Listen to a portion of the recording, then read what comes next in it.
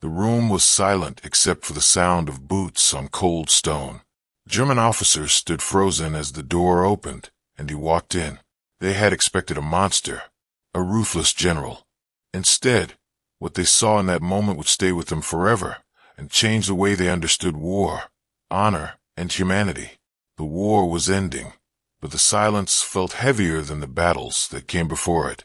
Inside a dimly lit command building, a group of German officers waited under guard. Their uniforms were worn, their faces hollow from exhaustion and defeat. Outside, the sound of distant vehicles echoed like reminders that everything they once knew had collapsed.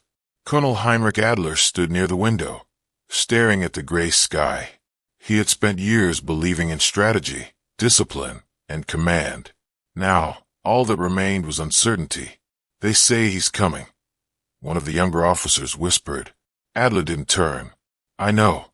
The name had already reached them like a rumor, carried on fear. General Patton.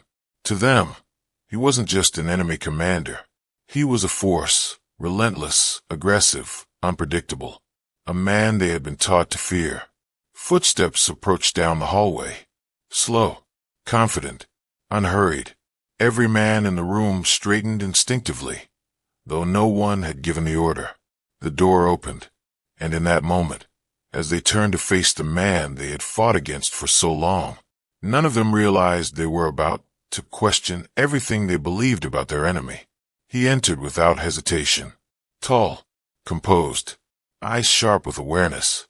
There was no anger in his expression, no visible triumph, only a quiet intensity that filled the room more than any shout ever could. General Patton walked forward, his boots echoing against the floor. The guard stepped aside. The German officers watched him carefully, their bodies tense, waiting for humiliation or worse.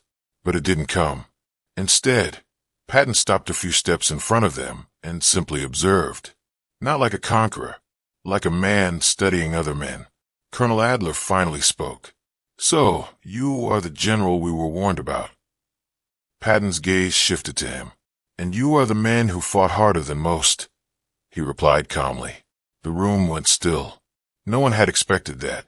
One of the officers frowned slightly. "Is that supposed to be respect?" Patton didn't hesitate. "It is." The word landed heavily. For a brief moment, the line between enemy and human being blurred. Adler felt something unfamiliar rise in his chest. Not fear, not anger. Something quieter. Something closer to recognition. And in that moment, the war inside the room began to change. No one spoke for several seconds. The air felt different now, less hostile, but more complicated. Adler studied Patton closely. He had imagined this man many times during the war. In his mind, Patton had always been loud, aggressive, filled with arrogance. But this man standing before him was something else entirely. "You don't look like what we expected," Adler said carefully. Patton raised an eyebrow. "And what did you expect?" "A man who celebrates victory loudly," Adler replied. A faint smile touched Patton's face, but it didn't reach his eyes. "Victory," he said slowly, "is never as loud as people imagine." The officers exchanged glances. One of them stepped forward. "Then what is it?" he asked. Patton's expression shifted, just slightly. "It's quiet," he said, "because it always costs something." Those words lingered in the room. For the first time, the German officers saw something they hadn't expected. Not pride, not cruelty, but understanding. Adler's mind drifted briefly to lost soldiers, broken orders, and the weight of decisions that could never be undone. And suddenly, standing across from the man he once called an enemy, he felt a strange realization that war had taken something from all of them. The tension in the room softened, but it did not disappear. War did not allow that kind of simplicity. One of the younger officers, barely more than a boy, spoke with hesitation. "Do you hate us?" The question seemed to surprise everyone, even Patton. For a moment, he didn't answer. He looked at the young officer carefully, as if measuring the weight behind the question. Then he spoke. "No," he said quietly. The simplicity of the answer made it heavier. The young officer blinked. But we were your enemy. Patton nodded. Yes. Then why not hate us? Patton took a slow breath. Because hate is easy, he said. Understanding is harder. Silence followed. Adler felt something shift inside him again. For years, everything had been defined by sides. Us and them. Right and wrong. Victory and defeat.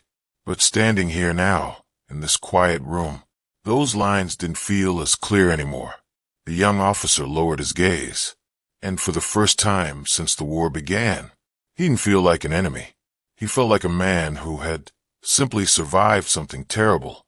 Outside, the wind moved softly against the building, carrying with it the distant echoes of a war that was finally ending. Inside, the conversation continued, quieter now, more human. Adler stepped forward slightly. Tell me something honestly, he said. Patton looked at him. Do you believe this was worth it? The question hung in the air like a weight no one wanted to carry. Patton didn't answer immediately. Instead, he walked slowly toward the window, glancing outside before speaking. Wars are rarely about worth, he said. They're about consequences. Adler absorbed the words carefully. And now, he asked. Patton turned back toward them. Now, he said, it's about what comes after. The officers stood silently. For the first time, the future felt more uncertain than the past. What comes after defeat? One of them asked quietly. Patton's voice softened. Responsibility. The words settled deeply. Not punishment. Not revenge. Responsibility. And in that moment, something profound began to take shape in the room. Not forgiveness. Not yet. But the beginning of understanding. The room no longer felt like a place of surrender. It felt like something quieter, heavier. A place where truths could no longer be avoided. General Patton remained near the window, while the German officers stood in silence, each man carrying thoughts he had never dared to speak aloud before. Colonel Adler finally broke the quiet. You speak of responsibility, he said slowly. But what does that mean for men like us? Patton turned toward him. For men like you, he said. It means remembering. Adler frowned slightly. Remembering what? Everything, Patton replied. The word echoed. The faces of lost soldiers. Orders given in moments of fear. Decisions made in seconds that shaped years. Adler's hands tightened behind his back. And what good does that do? He asked. Patton's expression grew firm. It keeps you from becoming the same men again. Silence followed. One of the officers looked down at his boots. We followed orders, he said quietly. Patton nodded. So did many men on both sides. The officer looked up again. Then why does it still feel like guilt? Patton didn't look away. Because deep down, he said, you know the difference between following orders and understanding them. No one spoke after that, but every man in the room felt it. The weight of memory. The young officer who had spoken earlier shifted uncomfortably. His name was Lucas, and until now, he had tried to remain invisible in the room. But something inside him refused to stay silent any longer. I was 19, he said suddenly. All eyes turned toward him. When I was sent to the front. His voice trembled, but he continued. I didn't understand anything. I just obeyed. No one interrupted. Lucas swallowed hard. I told myself I had no choice. Patton watched him carefully. And now, he asked. Lucas hesitated. Now I don't know if that was true. The room felt smaller somehow. Adler looked at the young man, seeing not an officer, but a boy who had been shaped by war too early. Patton stepped a little closer. War puts men in impossible positions, he said, but it doesn't erase responsibility. Lucas nodded slowly, tears forming in his eyes. I see their faces sometimes, he whispered. The ones we lost and the ones we fought. Patton's voice softened. That means you're still human. The words broke something inside Lucas. He lowered his head, finally allowing the weight he had carried to surface. And for the first time, no one judged him, because every man in that room understood. As the silence settled again, Colonel Adler felt something stirring within him, something he had buried for years. He stepped forward, his voice steady but heavy. "I made decisions," he said. Patton looked at him without interruption. "Orders that cost lives." Adler's gaze didn't waver. "At the time, I believed I was protecting my men, my country." He paused, but now, his voice faltered for the first time. "I'm not sure what I was protecting anymore." The room grew still. Patton walked slowly toward him. "That doubt you feel," he said quietly, "is where change begins." Adler let out a slow breath. "And what does change give us now?" Patton answered without hesitation. "A chance to rebuild differently." Adler looked around the room, at the tired faces, the worn uniforms, the men who had survived something none of them would ever fully escape. "And if it's too late?" he asked. Patton shook his head slightly. "It's only too late if you stop trying." Those words settled deeply, not as comfort, but as truth. Adler nodded once, and for the first time since the war began, he allowed himself to believe that perhaps the future wasn't just something to fear, it was something to shape. Outside, the sky had begun to clear. Soft light filtered through the window, falling across the worn floor like a quiet promise. Inside, the conversation had changed. It was no longer about war. It was about what came after. One of the older officers, Captain Reinhardt, spoke with a voice shaped by years of command. "We lost everything," he said. "Our ranks, our structure, our purpose." He looked at Patton. "What does a man become when all of that is gone?" Patton considered the question carefully. "He becomes what he chooses next," he replied. Reinhardt frowned. "And if a man doesn't know how to choose anymore?" Patton stepped closer. "Then he starts small." The officer raised an eyebrow. "Small?" "Yes," Patton said. "Help someone rebuild. Protect something instead of destroying it." The simplicity of the answer surprised him. For years, everything had been about scale battles, strategies, victories. Now, the idea of starting small felt unfamiliar, almost fragile, but also possible. Reinhardt nodded slowly. "Perhaps that is harder than war," he admitted. Patton's expression softened slightly. "It is," he said, "and that's why it matters more." Time passed unnoticed inside the room. No one was keeping track anymore. The war had shaped them all, but this moment was doing something different. It was asking them to reflect, to feel, to face themselves. Colonel Adler turned once more toward Patton. "When you leave this room," he said, "what will you remember about us?" The question carried a quiet vulnerability. Patton looked at each man carefully before answering. "I will remember," he said slowly, "that you stood here and listened." The officers exchanged glances. "That doesn't sound like much," one of them said. Patton shook his head. "It is," he replied, "because not everyone does." Adler absorbed the words. "And what should we remember about you?" he asked. Patton paused. Then he gave an answer none of them expected. "Remember," he said, "that even in war, I try to remain human." Silence followed, but this time it wasn't heavy. It was meaningful, because in that quiet room, something had shifted. Not the past. That could never change. But the way these men would carry it forward. That had just begun. The room felt quieter than before, but not because words had run out. It was the kind of silence that comes when something inside a person begins to change. Colonel Adler moved back toward the window, watching the fading light stretch across the horizon. "For years," he said slowly, "we were taught that strength meant never questioning orders." No one interrupted. "And now," he continued, "it feels like the real strength is facing what those orders caused." Patton remained still.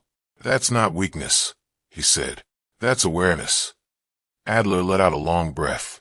"I used to believe that history would remember us as soldiers." He paused. "But now I wonder if it will remember us as something else." The uncertainty in his voice was unmistakable. Patton stepped closer. "History remembers actions," he said, "but people remember humanity." The words lingered in the air. Adler nodded slowly. And if we've lost that? Patton's answer came without hesitation. Then you rebuild it.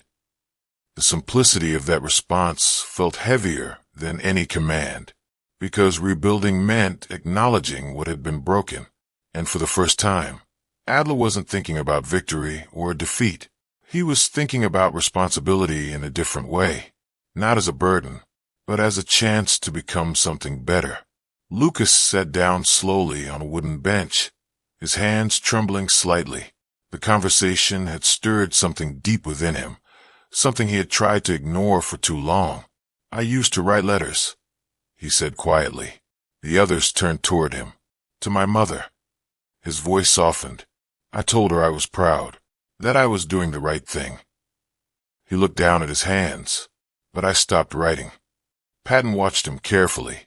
"Why?" he asked. Lucas swallowed. "Because I didn't know what to say anymore." The room fell silent again. Adler stepped closer to him. "You were trying to protect her," he said. Lucas shook his head. "No, I was trying to protect myself." That truth landed heavily. Patton spoke gently. "War changes what we believe about ourselves," he said, "but it doesn't erase who we are." Lucas looked up slowly. "And who am I now?" he asked. No one answered immediately, because that question wasn't meant for someone else. It was something Lucas would have to discover on his own. But for the first time, he wasn't afraid of the answer. Captain Reinhardt stood near the doorway, his posture still disciplined, but his expression softened by thought. "I spent 30 years in uniform," he said. His voice carried the weight of experience. "I believed in structure, in command, in certainty." He looked toward Patton. "And now all of that is gone." Patton nodded slightly. "Yes." Reinhardt exhaled slowly. "It feels like standing in an empty field after everything has been burned." The image lingered. Patton walked a few steps closer. "Fields grow again," he said. Reinhardt gave a faint, almost tired smile. "Only if someone is willing to plant something new." Patton met his gaze. "Then plant something better."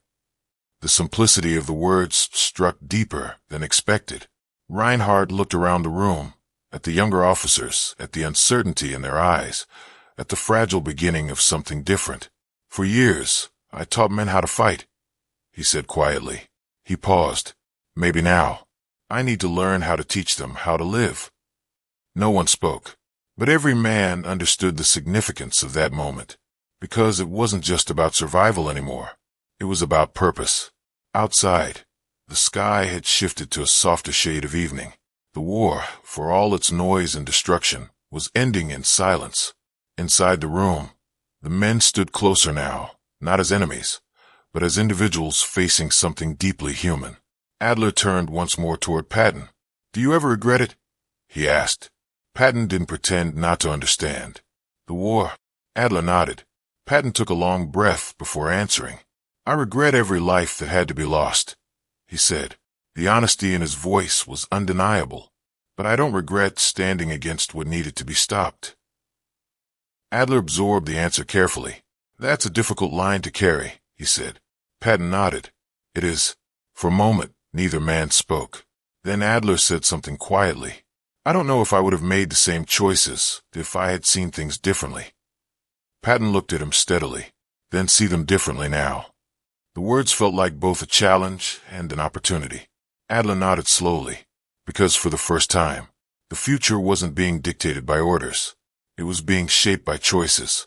The light in the room had dimmed, casting long shadows across the floor. Time had passed, but none of the men felt the need to leave just yet. Something important had happened here, something that couldn't be rushed. Lucas stood up again, wiping his eyes quietly. "What happens when we walk out of this room?" he asked. The question was simple, but it carried everything. Patton looked at him. "You live," he said.